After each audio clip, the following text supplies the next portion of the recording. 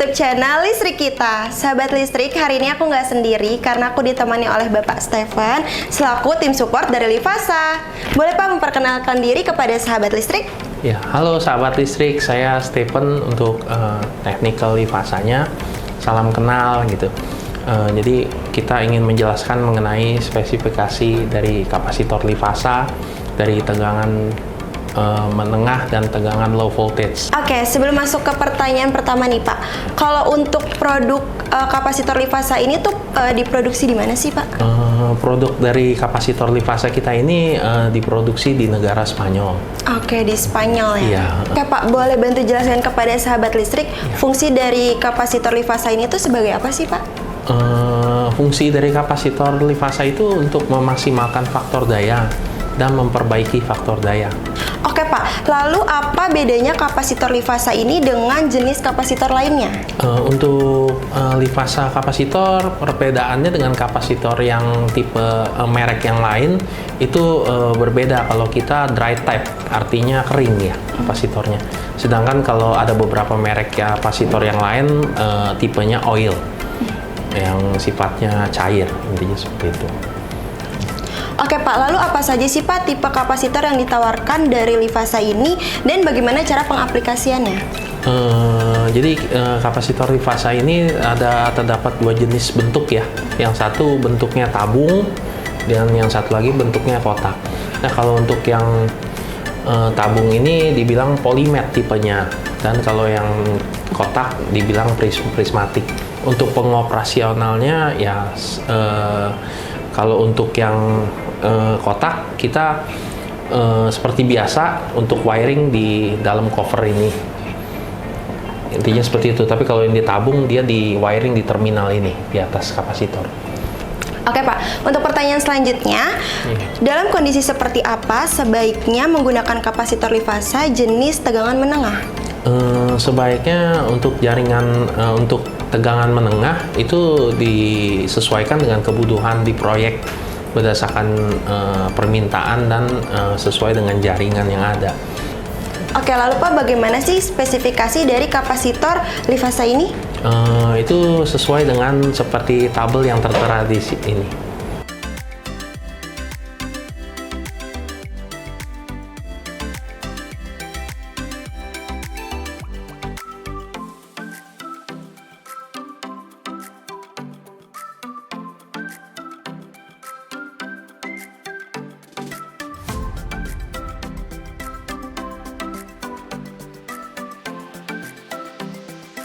Oke, lalu apa sih Pak perbedaan kapasitor tipe standar dan yang menengah?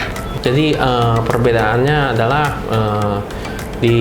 untuk tegangan yang menengah itu total harmonic distortionnya di 25%. Dan kalau untuk yang di low voltage itu total harmonic distortionnya di 15%. Intinya seperti itu. Dan kita mempunyai kapasitor dua macam tipe. Untuk yang tabung bekerja di tegangan 400 sampai 440 volt.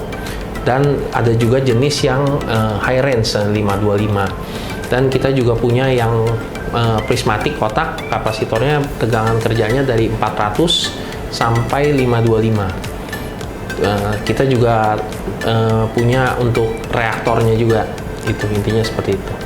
Oke Pak, lalu apakah kapasitor Livasa ini cocok untuk aplikasi indoor dan outdoor? Untuk jenis kapasitor Livasa ini dikhususkan diaplikasikan di indoor panel listrik. Pak, apakah kapasitor Livasa ini sudah berstandar internasional? Oh ya, tentu Bu. Kita sudah sertifikasi internasional, standarnya untuk IEC 60831. Oke Pak, apakah kapasitor Livasa ini sudah dilengkapi dengan fitur self-healing? Ya, untuk kapasitor Livasa ini memang sudah dilengkapi dengan fitur self-healing ya. Jadi dia memperbaiki dirinya sendiri apabila terjadi kerusakan. Intinya. Oke Pak, lalu apa saja yang harus diperhatikan dalam pemasangan kapasitor Livasa ini? Dalam mengaplikasikan kapasitor Livasa dalam pemasangannya ya, yang diharapkan adalah jarak antar kapasitor jangan terlalu berdekatan, minimal di 5 cm. Dan suhu ruangan di panel pun juga harus dijaga, jangan sampai overheating. dan terlalu panas berlebihan. Dan pada saat wiring kapasitor pun juga yang diperhatikan adalah pengencangan baut, terminal-terminal baut Livasa juga kapasitor Livasa lebih diperhatikan lagi. Jangan sampai terjadi kendor atau kurang pengencangan baut. Intinya seperti itu. Seberapa sering sih Pak kapasitor Livasa ini perlu dilakukan pengecekan atau perawatan? Ya, untuk perawatan dan pengecekan kapasitor Livasa sebaiknya kita menyarankan 1 minggu sekali supaya mencegah terjadinya ada sesuatu hal yang kita nggak inginkan ya. Jadi kita harus cek seminggu sekali, lebih aman. Oke, lalu bagaimana nih Pak cara mengetahui bahwa kapasitor Livasa ini sudah tidak berfungsi dengan optimal? Ya, untuk pengecekan kapasitor ini dengan menggunakan tang ampere dan pada saat kondisi drop di 50% disarankan untuk melakukan penggantian kapasitor. Ya, sahabat listrik, saya ingin memberikan solusi untuk menghindari dari denda kafar PLN. Kami menyarankan untuk menggunakan kapasitor Livasa. Nah, tentunya kapasitor Livasa ini ada di listrik kita. Oke Pak Steven, terima kasih banyak sudah meluangkan waktunya di channel YouTube listrik kita. Ya, oke. Oke sahabat listrik, buat sahabat listrik yang mau tanya-tanya bisa langsung chat di kolom komentar. Sekian video kali ini, jangan lupa like, comment, share, and subscribe YouTube channel listrik kita. Sampai jumpa di video selanjutnya. Dah.